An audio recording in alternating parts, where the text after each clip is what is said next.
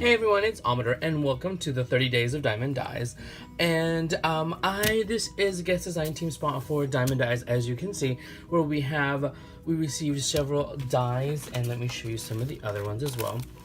And we were to create 3 projects for 30 Days of Diamond Dyes. There will be 10 participants that will be creating projects, and yes, so you guys, and of course I will have a link to the store right down in the description, and all of the other information that you would need for all of the other participants probably down here in the description. So let me show you what I made. So thank you, D. I wanted to say thank you to D from Diamond Dyes for considering me for this guest design team spot. I really appreciate it. I appreciate all of the dyes that you sent. Thank you so much, and hopefully you like my projects, and you guys. So let me go ahead and show you what we made for this project. Now,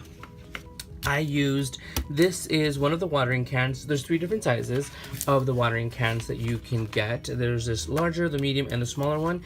And the smaller one actually has some of these garden tools as well. And I also used on this project, I just wanted to show you guys the tools on this one. On this project, I used these 2 diamond dyes. The medium size watering can, and these flower dyes. And oh, here's a little one of the samples that I have, and of course I will have the links in the description here directly to these items that if you're looking for them. So please make sure you guys check that out. Now, this is what I wanted to make. I wanted to make a shadow box with these items, and let me show you what I did. Now, this is a shadow box that is actually made of heavyweight cardstock, and I cut this from my Cameo. I will leave a link to the cut file number here in the description. Now, this is for 12 by 12, but I went ahead and shrunk it down for 6 by 6. But look at the dimension. I absolutely love it, and it was all put together by hand. And of course, I will have at the end of the video a full process video of how I did everything, and how I struggled with this thing as well. But I have all of that at the end of the video if you guys want to check that out, the entire process video of how I put all of this together. But here it is. Here I used the watering can. Now, it's actually layered like 3 times, and I went ahead and I just cut it out on gray cardstock, and I distressed it a bit with some vintage photo throughout the actual can, because I wanted to make it look like one of the old vintage metal watering cans that has been rusted, and it was used either for a planter or for a centerpiece. And now I also did use some of these other greenery dyes and this rose dye. Let me just show you quickly. These are the other greenery dyes and this rose dye and this small CC design of these little tiny leaves that I wanted to use for the filler of this cardstock. For the cardstock, excuse me, and for the decor. Now, as you can see, these are the roses, but I actually just made them like regular, I really forgot what flower, ranunculus. Just made it look like kind of ranunculus.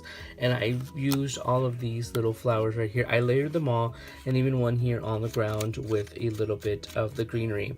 And I show you how I do the distressing. Now, it looks like I did 1 petal at a time. I did not. I glued all of them, and you'll see in the process video.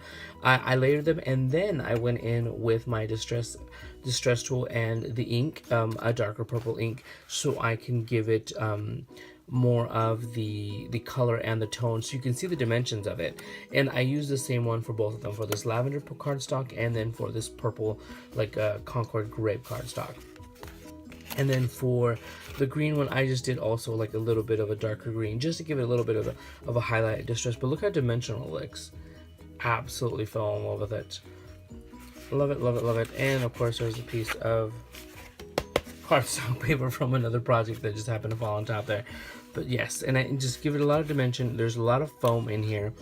It's dimensional I put some dimensional foam on the back layer, and then another layer of foam.